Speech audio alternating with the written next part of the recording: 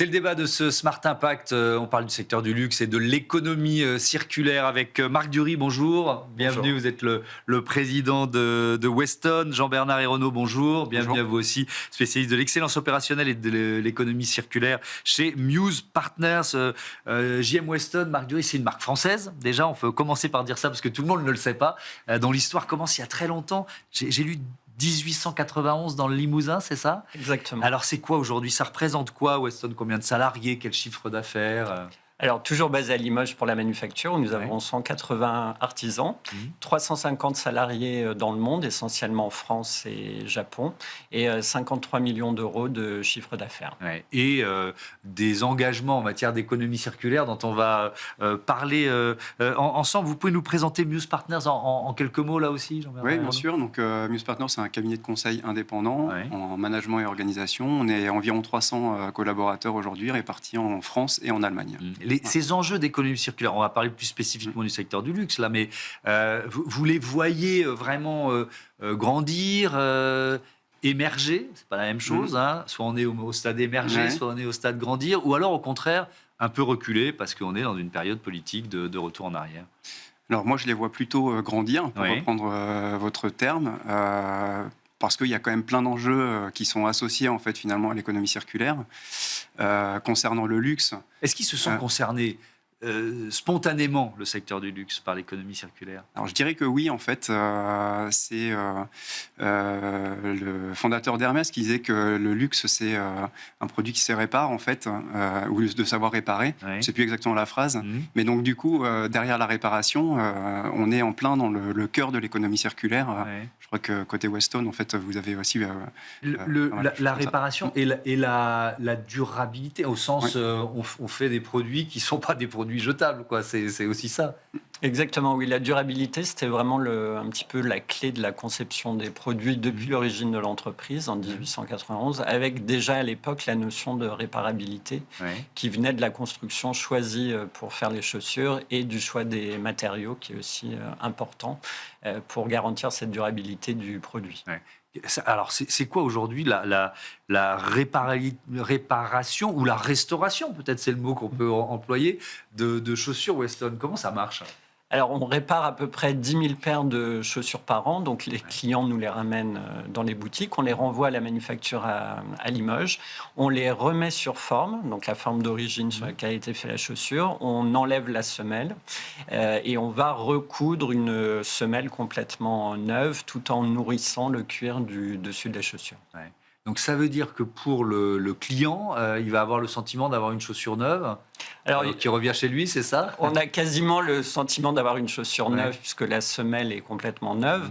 En revanche, le dessus de la chaussure a gardé un petit peu le passage un peu de patine, du temps. quoi. Voilà, c'est ce qu'on aime aussi. Et d'autre part, ça fait une chaussure qui est tout de suite très confortable puisque le client l'a déjà portée, l'a déjà un petit peu cassée en quelque sorte. Et pour beaucoup moins cher, forcément. Voilà, alors quand elles passent dans le programme Weston Vintage, effectivement, on les revend à 40% du prix d'origine. D'accord. Si on regarde un peu les chiffres de la seconde main dans le secteur du luxe, c'est une étude tripartite qui date de l'an dernier, 2024, le marché de la seconde main du luxe dans la mode.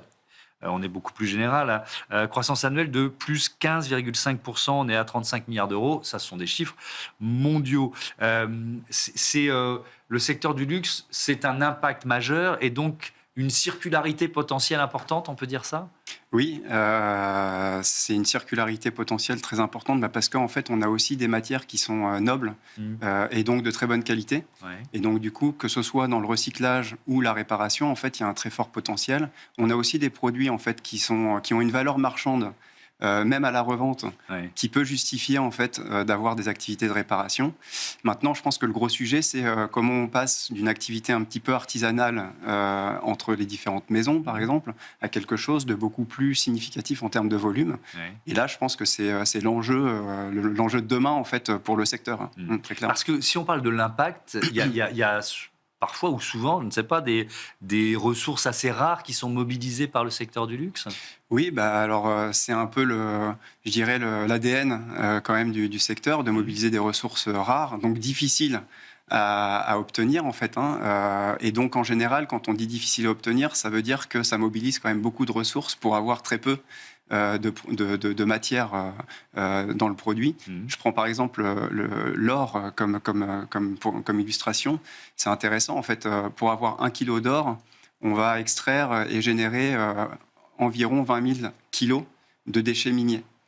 Donc on voit bien, il y a un rapport 1 pour 20 000, c'est monstrueux. Et puis après, c'est un secteur en fait qui génère assez peu de volume en produits finis, mais sur toutes les étapes en fait du cycle de vie, va avoir en fait une quantité assez importante de déchets, d'invendus, de rebuts de fabrication, de retours clients. Voilà. Et de packaging aussi, on est sur des packaging très qualitatifs, complexes, assez lourds, donc qui mobilisent beaucoup de matière. Et donc, effectivement, il y a des vrais enjeux là autour de ces matériaux-là. Est-ce que vous avez le sentiment, parce que le luxe, c'est aussi, il y a aussi un pouvoir symbolique du luxe sur toute la filière, que ce soit le textile, la joaillerie, la maroquinerie. Est-ce que vous ressentez un peu le besoin de donner l'exemple de temps en temps, ou vous ne mettez pas cette pression supplémentaire? Il y a déjà suffisamment de pression quand on est chef d'entreprise. Donner l'exemple, non, je pense que ce serait peut-être un petit peu orgueilleux en quelque sorte de donner l'exemple, mais c'est vrai que c'est une industrie qui, dès le départ, a intégré un certain nombre d'éléments que l'on demande maintenant de façon beaucoup plus large à intégrer sur des industries aussi plus larges. Donc oui, dans une certaine mesure, il y a quand même eu une valeur d'exemple qui venait à la fois du choix des matières, de cette notion de durabilité, de réparation. On est un peu plus scruté quand on est une grande marque, d'une certaine façon. Alors ça, on est tout à fait beaucoup plus scruté, puisqu'il y a une présence qui est beaucoup plus visible et des attentes de clients qui sont aussi beaucoup plus importantes, ne serait-ce que par l'investissement que cela peut représenter. Est-ce que c'est pas un peu contre-intuitif de se dire on va proposer à nos clients de ne pas acheter des chaussures neuves? Alors, effectivement, c'est une question qu'on s'est beaucoup posée. Nous, on a lancé le programme, en tout cas, de revente en 2019. Donc, c'est vraiment une question qu'on s'est posée au lancement. Finalement, on a choisi d'aller de l'avant parce qu'on s'est dit, c'est quelque chose qui est dans l'ADN de Weston. Ce que l'on voit, c'est que finalement, ça nous permet de recruter de nouveaux clients qui ne seraient pas forcément rentrés dans la maison, soit parce que le prix était un peu élevé pour eux, soit parce que le modèle aussi pouvait être un petit peu trop pas confortable, etc. Donc ça nous a permis de recruter de nouveaux clients et en fait on rentre plutôt dans un cercle vertueux puisque cela montre aussi aux clients actuels que la chaussure qu'ils achètent est un bon investissement puisque derrière ils peuvent soit le réparer, soit le revendre. Ouais, effectivement. Avec peut-être aussi Jean-Bernard Heyronneau, l'idée de ne pas laisser à d'autres, on a vu pas mal de marques de seconde main ou de plateformes de seconde main se créer. Les grands noms du luxe se sont dit on va peut-être pas passer à côté de ce business aussi. J'ai l'impression en tout cas que c'est la tendance actuelle. Donc chaque grande maison de luxe se dote en fait de sa propre plateforme pour la seconde main. Maintenant, je pense que la limite dont j'ai parlé tout à l'heure, la limite, le passage à l'échelle. Le passage à l'échelle, exactement. Aujourd'hui, ce sont des activités qui sont assez peu rentables, en fait, les activités de seconde main. Donc, la question, c'est est-ce qu'il faut aller chercher des collaborations entre les maisons pour pouvoir faire du volume? Donc là, ça veut dire peut-être mettre en place des plateformes multi-entreprises. Est-ce qu'il faut aller essayer de capter en fait le marché des autres, ce qui peut être aussi un potentiel en faisant une plateforme finalement qui est un peu avant-gardiste et qui va vendre plusieurs types de produits de différentes maisons, mais pour lesquels on sait en fait qu'on va pouvoir générer du volume. Moi, je pense que c'est les grandes questions en fait actuelles et que beaucoup de maisons se posent sur cette activité de seconde main. Avec quoi, des innovations presque de distribution à trouver, de logistique, etc. Parce que c'est aussi toutes ces questions-là derrière. Très clairement, en fait, il y a plusieurs enjeux d'innovation. Je pense que la première, en fait, c'est de capter le client, de faire en sorte en fait que ce client il soit facilité en fait dans son parcours client pour mettre sur la plateforme son produit. Là, il y a quelques exemples qui sont assez remarquables, je trouve. Je peux nommer. Allez-y. Coulée Verticale, par exemple, en fait, a mis en place un QR code dans ses produits qui permet en fait de simplifier complètement le référencement du produit à la revente. Donc, le client scanne en fait son QR code et une fiche produit se pré-remplit. Très bonne idée. Et ça permet aussi d'authentifier directement en fait le produit. Donc ça, c'est super intéressant. Et le client, en fait, il sait qu'il va pouvoir revaloriser en fait son produit parce qu'il est identifié, il est mis sur une plateforme en fait de la maison. Voilà, donc il y a des innovations de ce genre-là. Et après, vous le disiez, en fait, d'un point de vue schéma industriel ou schéma logistique, en fait, il faut repenser quelque part une chaîne de valeur de manière ad hoc parce que on a des produits qui sont répartis partout chez les clients. Donc, il va falloir trouver une manière de les collecter sans que ça coûte trop cher en coût logistique. Il va falloir repenser ces centres, ces sites de stock.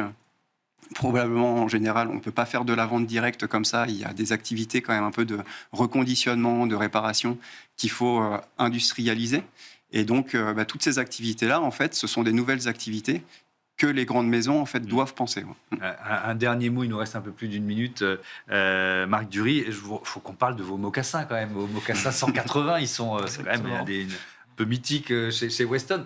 Vous les proposez en version denim et c'est un bon exemple d'économie circulaire là aussi. Pourquoi ? Oui, exactement. Donc, c'est un programme qu'on a lancé cette année. Donc, c'est du denim upcyclé. Donc, on est allé récupérer des jeans soit chez un fabricant sur des rebuts de production, soit chez Emmaüs sur des pantalons qui ne pouvaient pas être revendus parce qu'en trop mauvais état.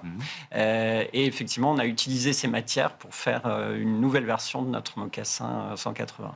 Et alors, il y a un petit défi logistique là aussi. Il y a un vrai défi logistique déjà de trouver les jeans, de les renvoyer au pressing, de les ramener, de faire accepter aussi aux clients que toutes les paires sont uniques. Donc voilà, on ne peut pas vraiment choisir sa couleur, sa paire. Et beaucoup de travail d'appairage pour s'assurer que les deux pieds aillent bien ensemble. Oui, effectivement, je n'y avais pas pensé, mais c'est très important. Merci beaucoup, merci à tous les deux d'être venus nous parler d'économie circulaire. Je vous dis à bientôt dans cette émission et sur Be Smart for Change. On passe tout de suite à notre rubrique Startup.